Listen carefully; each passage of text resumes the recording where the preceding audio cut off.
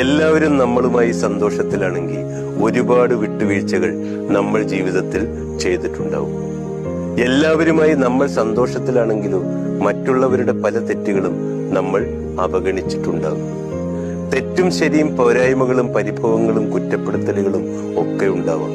ഇണങ്ങി നിൽക്കണോ പലതും സഹിച്ചേ മതിയാവും. കണ്ടില്ലെന്ന് നടിച്ചേ മതിയാവും. ഒരുമിച്ച് മുന്നോട്ട് പോകണമെങ്കിൽ ചിലപ്പോഴെങ്കിലും പിറകോട്ട് മാറേണ്ടി വരും.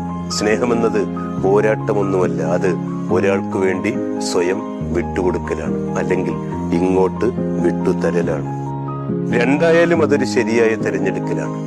വിട്ടുവീഴ്ചകൾ ബലഹീനതയല്ല, അതൊരു ശക്തിയാണ്. ബന്ധങ്ങളുടെ കെട്ടുറപ്പിന് അത് അനിവാര്യമാണ്. അഡ്ജസ്റ്റ്മെന്റ് എന്നൊക്കെ പറയാം, പക്ഷേ അത് വലിയ പ്രശ്നങ്ങളൊന്നുമില്ലാത്തൊരു തുടർച്ചയാണ്. ജീവിതമാണെന്നേ തട്ടിമുട്ടിയൊക്കെ അങ്ങനെ പോയല്ലേ പറ്റൂ.